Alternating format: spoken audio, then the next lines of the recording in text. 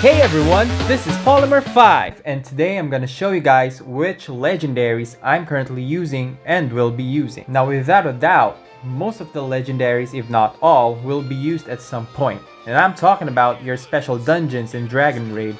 But before you get overwhelmed and start scattering your resources all over the place, like I did, I'm going to give you guys a few tips and insights about which legendaries to go for. So first off is Kirina. If you ever find yourself stuck for 30 to 40 minutes in the weekend Dragon Raid, that's because you're encouraged to bring heroes with the Dragon Scale of Chaos passive. So aside from her, there's Diva, Sharpay, and Brook with the Chaos passives.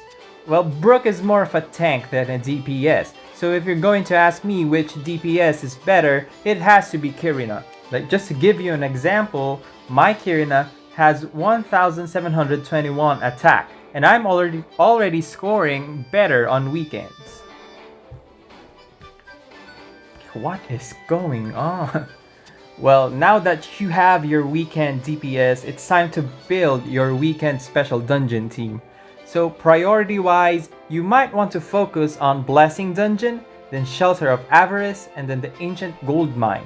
So why focus on the weekend first? Mainly because you can bring your other 3 stronger units. Well, 2 at some stage. It's definitely easier than building an entire team of machine units. So which brings me to my second most used legendary, Heywan.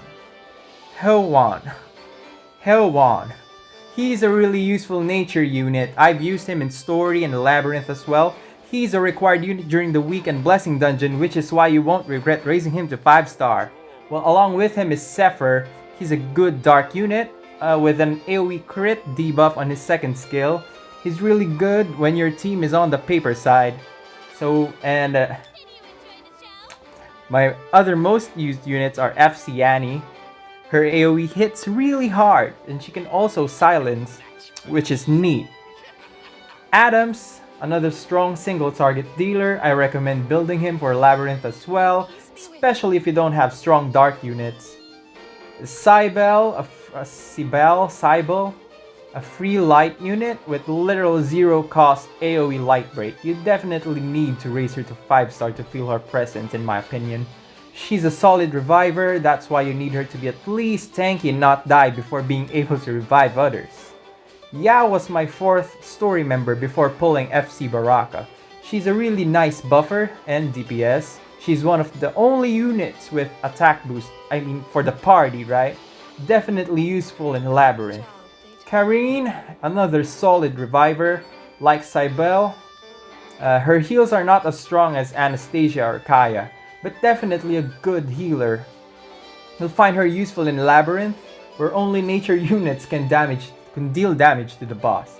Plus, she's a waifu with a wolf. And speaking of that hectic Labyrinth stage, Astarte. She's another solid nature DPS aside from Rudley, dealing a massive 840% damage on her second skill. Don't be fooled, she may look pretty free to play, but she's really strong. Well, there's some of the legendaries I've already 5-stars, such as Reed Marie and Ben 10, but I don't fully recommend going for them. They're good, but not as useful as the others. Next on my to 5-star list will be Degas, Metron, Leger, Lepin, Corgi, and probably Pan. So there you have it. Which legendary units are your most used? Comment below. Don't forget to like and subscribe. Thanks for watching.